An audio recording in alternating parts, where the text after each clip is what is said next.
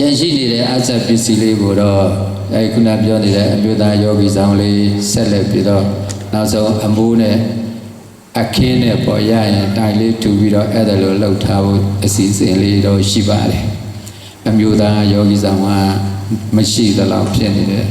ဒီနှစ်တော့ဖြစ်တယ်လို့ထားရအောင်မှာပေါ့နော်အဲ့တော့သူတို့ကတော့အနည်းစုပါအမျိုးသားကတော့တိတ်မရှိဘူးများတာကအမျိုးသမီးယောဂီကများဒါကြောင့်အမျိုးသမီးယောဂီတွေအတွက်ကိုအထူးသဖြင့်တီးတဲ့လှုပ်ပေးရတယ်နောက်ဘုန်းကြီးတို့ကလေသဘောပေါက်ထားတာအမျိုးသမီးများကယဟန်တို့အမျိုးသမီးတို့ဆိုတာကလုံလုံခြုံခြုံနေရတယ်လုံလုံခြုံခြုံသွားရလာရတယ်အဲ့ဒါလိုမျိုးရင်ကျေးမှုကိုထိမ့်သိမ့်တဲ့အနေနဲ့ပေါ့ကျမ်းမာရေးသွားမယ်ဆိုလည်းပဲအပြင်မသွားရအောင်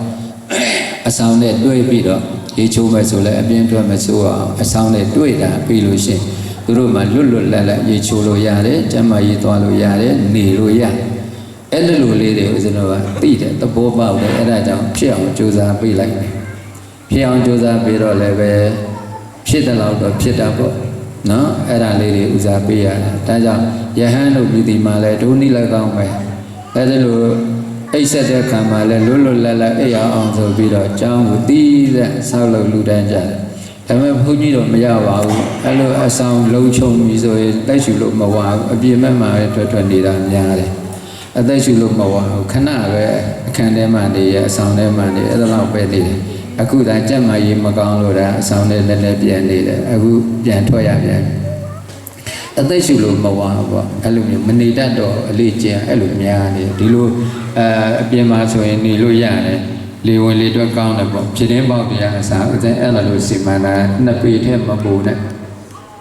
နှစ်ပေထက်ပူရင်ခေါင်းမြုပ်သွားရင်အသက်ရှူလို့မဝဘူးလေကခေါင်းမဝဲတိုက်တဲ့မျက်နှာလေးမတိုက်ဘူးအဲ့လိုအစာဦးတွေကိုအဲ့ဒါလောက်ထိစစ်စစ်ပလိုက်တယ်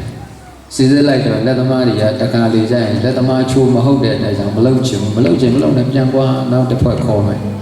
အဲ့ဒါလိုတော့ဦးဇင်းဖြစ်တင်းပေါက်တက်ရင်ဘယ်တော့မှအမြင့်ကြီးမတက်ဘူးနှစ်ပေပဲအဲ့လိုပြောတယ်နှစ်ပိတ်ထက်ပုံမတန်တဲ့သူတို့ကစောက်ပြီးပြန်သွားနေခဲ့ရတာကိုကနေခဲ့ရမယ်နေခဲ့တဲ့အခါအဲ့လိုလေဝင်လေပြတ်မကောင်းမနဲ့နေခဲ့ရတော့အသက်ရှူလို့မဝအဲ့ဒီပုံစံပြောတာအစာဘူးကိုလည်းကြည်ထားရသေးတယ်တော်အများစုကနှစ်ပေခွဲတချို့အိမ်ကြီးဆို3ပေလောက်ရှိလားမသိဘူးဦးဇင်းကြည့်ရရွာထဲမှာတချို့အိမ်တွေပြတင်းပေါက်တွေထားတာသူတို့ကလက်သမားကျိုးချိုးတယ်ဦးဇင်းကလက်သမားကျိုးမချိုးနိုင်ဘုံကြီးကျိုးချိုးအဲ့လိုပြောတာဘာဖြစ်လို့လဲမင်းတို့ကစောက်ပြီးပြန်တော့မှဒီနေခဲ့ရမှာဘုံကြီးနေခဲ့ရမှာကွာနေခဲ့ရမယ်ဘုံကြီးမှစိတ်ချမ်းသာမှုရအောင်လုပ်ရတာပေါ့ဒီမှာတရားထိုင်တဲ့ယောဂီတွေအဲ့ဒီလိုနှစ်ပေခွဲ3ပေထားလိုက်တော့လေရမလဲဘိုးကဝင်တဲ့လေရဒီဘက်ဒီကလည်းဝင်တဲ့လေရဟိုဘက်ဘယ်လိုမှမဖြစ်နိုင်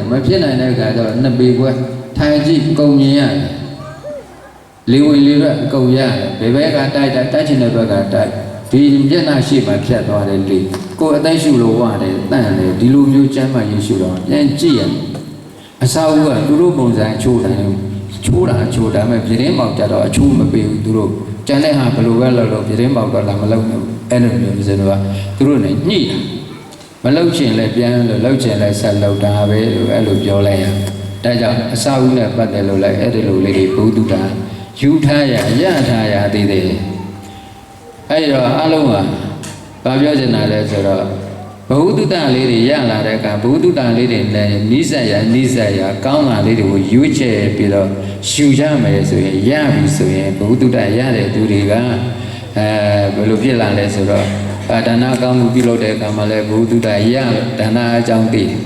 သီလကောင်းမှုပြုလုပ်တဲ့အခါမှာလည်းသီလအကြောင်းသိလို့သဘောပေါက်တယ်ဘာဝနာအကြောင်းတွေကိုလည်းနားထောင်မိလို့ဘုဒ္ဓတာရလို့ဘာဝနာအကြောင်းကိုပြောတဲ့အခါမှာလည်းပဲသူတို့ရဲ့အသိဉာဏ်လေးတွေတစ်ခုပြီးတစ်ခုတစ်ဆင့်ပြီးတစ်ဆင့်တိုးတက်လာအဲ့ဒီလိုရစီခြင်းတယ်ပေါ့မြတ်စွာဘုရားအဲ့ဒါကြောင့်ဘာဝနာချမ်းရံပြီးတော့လှူတဲ့ဒါနအလှူဒါနပြုလုပ်ပါလို့မြတ်စွာဘုရားတိုက်တွန်းတာဖြစ်ပါတယ်ဒါကြောင့်သိန်းပေါင်းထောင်ကျော်ဆောက်လုပ်ထားတဲ့သိန်းအလှူရှင်လေးစုပေါင်းပြီးတော့ဦးဇင်းတို့မင်းကွန်ဆရာတော်ကြီးကတန်ခါတက္ကသိုလ်မန္တလေးမှာစောက်တော့ဘာပြောလဲပြီးတော့ ပဲပြုတ်တယ်လှူတဲ့အလှူရှင်ကအစာကုသိုလ်ရအောင်တဲ့လက်ခံပေးပါဆိုပြီးကောဘကအဖွဲကိုတိုက်တွန်းတယ်ပဲပြုတ်တယ်ဘယ်လောက်လှူနိုင်ပါလဲတစ်ချက်နှစ်ချက်30ပေါ့သူလှူနိုင်အဲ့ဒါလောက်လှူနိုင်တဲ့အလှူစီတွေလှူလို့ရအောင်ကုသိုလ်ရအောင်လက်ခံပေးပါအဲ့ဒီလိုကိုတိုက်တွန်းတာမင်းကွန်းဆရာတော်ကြီးကမန္တလေးတန်ခါတက္ကသိုလ်စောက်တော့အဲ့ဒါနဲ့နောက်ဆုံးအဆင့်ကတော့ပဲပြုတ်တယ်တွေလှူနိုင်တဲ့အဆင့်ပေါ့အဲ့ဒါလိုမျိုးလေးတွေဘယ်စင်းလို့လက်ခံလိုက်တဲ့အခါမှာတော့ဟို9000လို့တသိန်းလို့အဲ့ဒါလေးတွေကတော့အများကြီးပေါ့နော်ဆိုင်ဖို့ကလည်းပဲဟိုတစ်ချက်တည်းမရတော့တစ်ချက်ကို4-5ဦးတော့ပေါင်းရတယ်တင်ရလဲကျင်းတော့လေအစာဘူးကဒီလိုကျေတာမဟုတ်တော့သူ့ကိုဖြစ်ဟိုအတိတိကျကျပေါ့ဘယ်စင်းလို့လောက်ရတယ်ပေါ့ဟို2သိန်းလို့တသိန်းလို့ဆိုတော့အပြင်မဲ့မှာဖတ်ပေါ့9000ဟို3,500နေပြီးတော့အတွင်းထဲမှာ4သိန်း5သိန်းတိအတွင်းထဲမှာအဲ့ဒီလိုမျိုးလေးတွေပေါ့စီမံပြီးတော့ကတ်ထားပေးလိုက်တယ်ပေါ့အဲ့ဒါတချို့ကြတော့လည်းအကုန်လျှောက်ဖတ်နေတယ်မိုးမေးပါညောင်းကုတ်ပါညောင်းတယ်ဆိုတော့စေကြောပါတက်နေမယ်အဲ့ဒါအကုန်ဖတ်နေတယ်နော်အဲ့ဒါစောစောတွေကလည်းစားမရတာ2သိန်းရပဲမှာ5သိန်း